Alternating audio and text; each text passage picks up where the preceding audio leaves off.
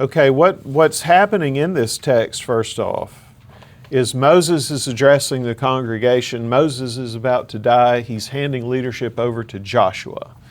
And so Moses and Joshua both, they go through this history of what has happened to Israel thus far.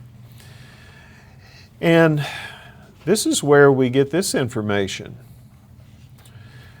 When the Most High gave to the nations their inheritance, when He divided mankind, He fixed the borders, and if you look at the footnote, that's also territories.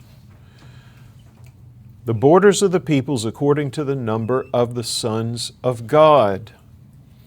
Well, when did God divide the people? At Babel. Yeah, at Babel, right? And so God did away with that, we talked about that last week, that universal language, the lingua franca of Mesopotamia. He did away with that universal language so they couldn't communicate with each other. And so these tribes went to their territories with their own languages. And that's when that happened. Now, your translation, if you look in your Bible, it may say sons of Israel. Okay? The reason for the difference in translations, sons of Israel comes from what's called the Masoretic text.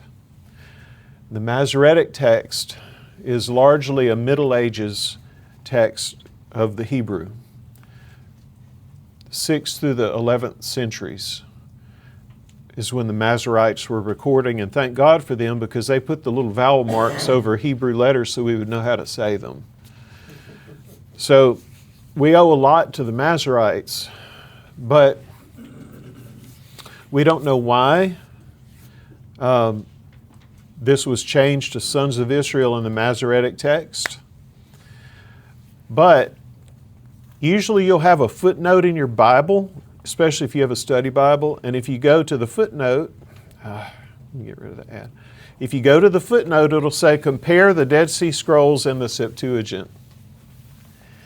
So the Dead Sea Scrolls and the Septuagint, what are those? Well, the Dead Sea Scrolls are copies of the Old Testament in Hebrew and a lot of other stuff, and portions of it are in Aramaic too, that were discovered in the caves at Qumran in 1947. And there have been other discoveries decades following that of the Dead Sea Scrolls. And that's where this community copied the scriptures and they sealed them in jars and hid them in caves. And we didn't find that until 1947. And it turns out they are the oldest copies of the Old Testament that we have.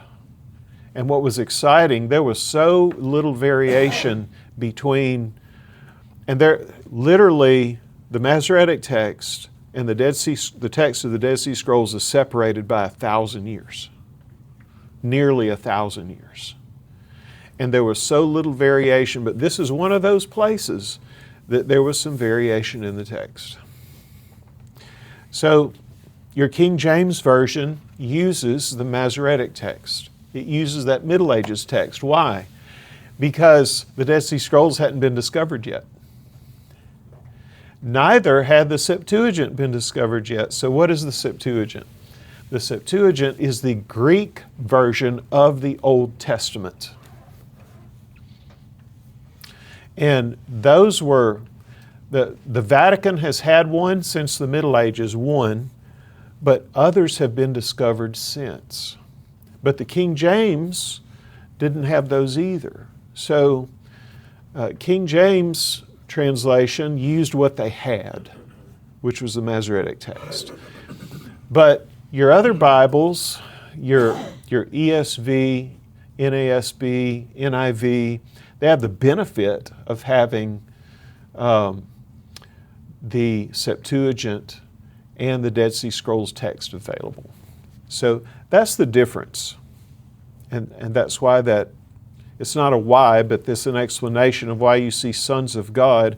For example, this is the ESV. It says, but the Lord's portion is His people, Jacob His allotted heritage. Okay, so the Tower of Babel and the division of the nations. The Tower of Babel resulted in division among human families separated by geography and language. Now, Paul also talks about this interesting spot in Acts. We don't have time to go there, but Paul talks about this to the men of Athens. When God appointed territories to the nations, Paul mentions it. The Tower of Babel results in the disinheritance of the nations, an act that leads to division within the divine council and among the sons of God. So we see this division not only among humans, but among God's supernatural family, His unseen realm family. Deuteronomy 32, 8 through 9 serves as a post-credit scene or interpretive backdrop, explaining the unseen battle we are now engaged in. I love the Marvel movies, and so I love a good origin story. Where did this happen? How did this happen? And Deuteronomy tells us how this happened. The violent history of the nations and the supernatural entities behind them.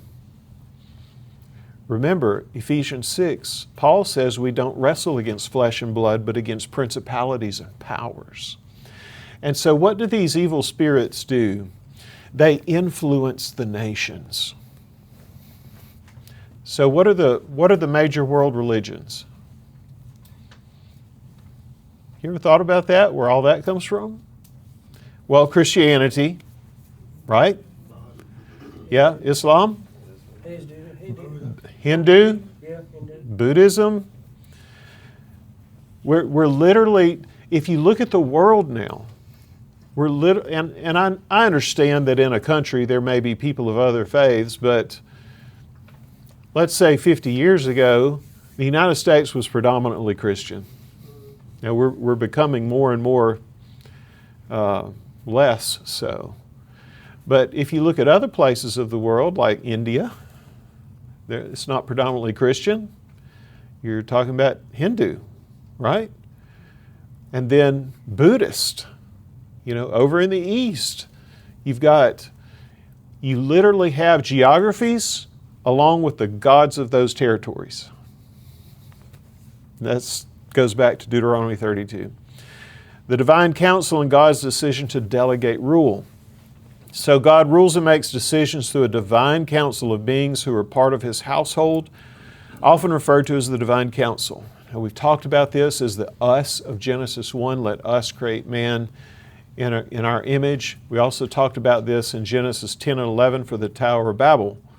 Let us go down and confuse their languages. So this is God speaking to His divine counsel. Why does God work through a divine counsel? Because it is His pleasure to do so. Why does God use us? Why does He use human beings? Because it is His pleasure to do so. He rules His kingdom by proxy, and we are the human agents on the earth. Well, the unseen realm also has rulers and God's agents who rule by proxy, who influence the nations. This is called the Deuteronomy 32 worldview. That's what we're talking about. Number 4, this perspective is strengthened by the Dead Sea Scrolls reading of Deuteronomy 32:8, Sons of God, which supports the Septuagint reading. So the Dead Sea Scrolls and the Greek version of the Old Testament called the Septuagint, both of those are older than the Masoretic text. And typically, older is better. Why is older better? Right. You're getting closer to the source document the older you get, right? Okay. So, number 1, under C, Genesis 11 records a geographical and linguistic dispersion of the people. It reveals that something deeper is happening in the unseen realm. humanity's rebellion at Babel resulted not only in geographical separation, but in familial separation. And so just like Heiser said, it seems at Babel, God said, I've had enough. You're not going to obey, you're not going to listen to me. So I'm going to put one of these lesser Elohims in charge of the spiritual influence of these nations, but Israel is still mine. So when you read the story of the Tower of Babel, you see that they already had their territories and their languages. We talked about that, but there was a universal language. God did away with the universal language. So they traveled to Babel and worked on this project of building this tower.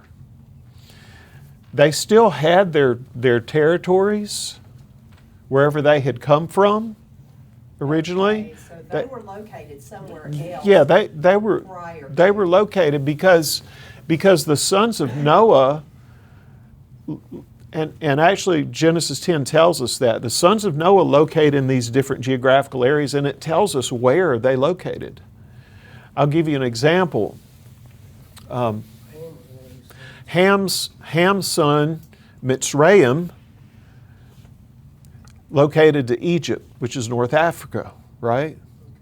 Well, Mitzrayim in Hebrew means Egypt in English. It's Egypt. And so his sons dispersed to different areas. And so they already had their territories. It looks to me, I think they were probably going in shifts to work on this tower. 10,000 people would come together and they would work for 3 months, and they would go home and another group would come in and work on the tower. This is in my mind how I'm thinking about it. And so they had their territories. Now, if you're talking about, I think it took time for people to migrate to the Far East, right? That probably took a long time. So basically, we're just walking, right? Well, they had domesticated animals, so they could have been riding, riding camels, riding horses. They're not going in airplanes. Right. That's right. Yeah. Yeah. And so they're spreading. Of course. It's taking some time. Yeah. Yeah, I believe it's very possible at this time that land bridges like the Bering Strait were uncovered, so that people could cross from, Alaska to Russia. Yeah, in fact, I think there's good evidence that the first Americans were Russians. That's where they came from. But that's how that works out in my mind. And they went back to their territories, and they didn't have a whole lot to do with each other because they couldn't understand each other. And God did not allow them to make a name for themselves. Yes, sir. If you want to go back and watch last week's, we discussed that, but it's pretty clear from the text they had their territories and their languages. In the Hebrew, it's a lip. They had their lip. The way that they talked. But there was a universal language, and then God did away with that. And they couldn't complete the project. They couldn't complete the tower. So supporting text in the language of allotment and inheritance. Let's look at these, Deuteronomy 4:19. I want to show you this text.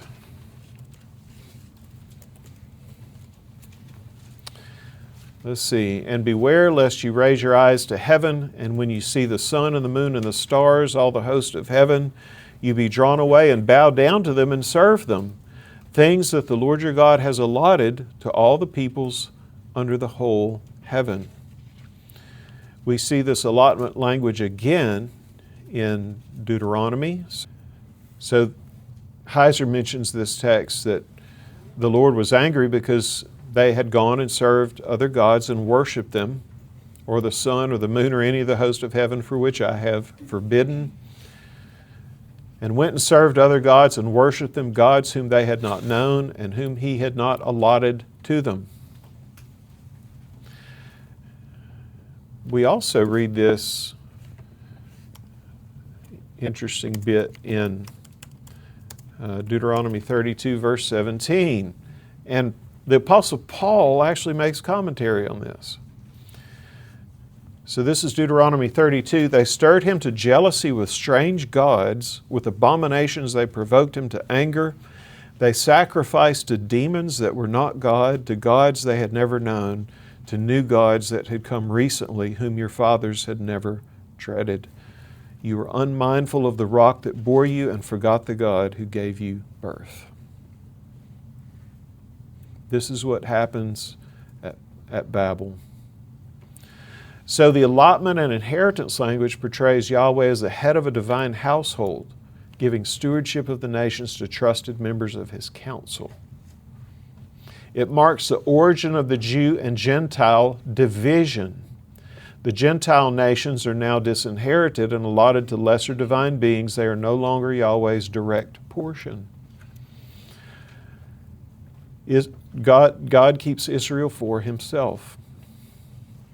So Yahweh's exclusive portion becomes Israel and Jacob through the line of Abraham. So the meaning of this, the Hebrew verb nakal, to receive a portion by succession, carrying strong connotations of patriarchal estate. This combines household and covenant language. Following the sons of God, reading each divine being is paired with the nation, giving rise to the gods of the nation's concept throughout the Old Testament. And this is what Heiser refers to as sacred geography. And we read that in many stories, particularly in the Old Testament. The events of Babel, right alongside Deuteronomy 32, 8 through 9, show God handing the rebellious nations over to the sons of God. Now, the sons of God did fail in their task of reflecting God's goodness and God's justice. So if we look at Psalm 82, God has taken His place in the divine council. In the midst of the gods, He holds judgment. How long will you judge unjustly and show partiality to the wicked? Give justice to the weak and the fatherless, maintain the right of the afflicted and the destitute, rescue the weak and the needy, deliver them from the hand of the wicked. And then the one he quoted, verse 6, I said, you are God, Son of the Most High, all of you. Nevertheless, like men you shall die and fall like any prince. Then verse 8, arise, O God, judge the earth, for you shall inherit all the nations. I believe he's speaking to Jesus there. And in Psalm chapter 2, we see the anointed Son of God receiving the nations as an inheritance. So that tracks there as well. 6 and 7? That's correct. In verses 6 and 7, he's talking to the little g, the little gods, these other Elohim. That's what he was addressing, And that's why they're not, some interpreters of commentary say these are just men. But would it make any sense to say you shall die like men? That wouldn't make any sense. And so they are judged because they didn't do what God wanted them to. They perverted justice, accepted human worship. The lesser Elohim, they're connected to the idols of the nations that the people worshipped. They're real spiritual entities and not mere statues. And Paul has a commentary on this in 1 Corinthians 10, 18 through 21. Again, we have to understand what an idol is. We've taken an idol that, idol can be anything. I've heard preachers say this, an idol can be sports or your fishing boat or what. That's true, but that is not what the ancient people thought of as an idol. This was a teraphim. It was usually a little terracotta figure. Sometimes they were very elaborate, sometimes they were simple. They were usually in the form of a person, and they had eyes and ears and little arms and legs. And they would put that in their house, but they would invite the demon to come and inhabit it. They would invite that spiritual entity to come make its home in the idol. And so they weren't just, and the people understood this. The people weren't dumb. They knew that was just a clay idol or a wooden idol. They invited that spirit to come inhabit it. And that's a different thing. That's a completely different thing than what we were taught growing up. In fact, in the big temples, they would have what's called opening of the mouth ceremony. They would smear bread and wine on the mouth of the idol and invite that god to come in and inhabit the idol. And that would be a home for the spirit, for that demon. That makes it kind of scary, doesn't it? So there's cosmic and human consequences. And we have the formation of competing households in opposition to Yahweh and His household. The sons of God lead their nations into rebellion against God and His divine decree. Number 3, this becomes the origin story for the gods of the nations that appear throughout the Old Testament narrative. Now, there is hope and a reversal in the future. So, number 1, God has not abandoned His human family. In Genesis 12, Yahweh calls Abraham from the very epicenter of Babel to be a blessing to all nations. This call is a declaration of war against the dark forces and the gods of the nations. Through Abraham's line, God promises a future where the disinherited nations can be welcomed back into Yahweh's household. And then number 5, the ultimate hope is the reclamation and repossession of all that is rightfully His. And so we've discussed the verses in Revelation that we know well in the Song of the Lamb, where every people, tribe, and nation are standing before the Lord and before the Lamb. And the cool thing about that is God doesn't destroy their culture and ethnicity, He redeems it. And He brings the nations back to Himself. Now, in closing, there are some interesting things. In talking about the gods of the nations, I believe these deities iterate over time to adapt to the changing cultures of the people. And so, the Mesopotamian goddess Inanna is very similar to the Canaanite goddess Ashtoreth, who is very similar to the Egyptian god Isis.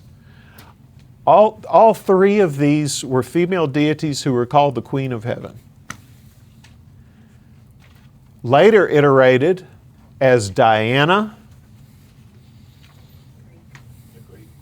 Yeah, the Greek. And so you had the temple of Artemis, who is also Diana, at Ephesus. That's what Paul was dealing with. And I would argue these entities are still here today. Now, I love the Marvel movies, but if you watch the Eternals, they lifted that right out of the book of Enoch. And then the DC movies, Wonder Woman is Diana Prince. She's Artemis. But it's even closer to us than that, we don't even realize it. And I'm not saying don't wear Nike shoes. What I am saying is that we don't even understand how the gods of the nations have influenced us. So did you know where the Nike swoosh comes from? Yes. That's the Roman god Nike, the god of victory and swiftness. And so you got the Nike swoosh. But even our days of the week, except for Saturday, all of our days of the week are named after Scandinavian gods. Monday is Moon Day. Tuesday, Tui, the god of war. Wednesday is Woden's Day, aka Odin. Thursday is Thor's Day. And Friday is Freya or Frigg, the goddess of fertility. Saturday is Saturn's Day.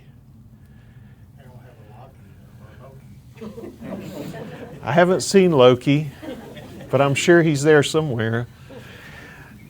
I'm just telling you, this is called syncretism, where we slowly blend in these ideas.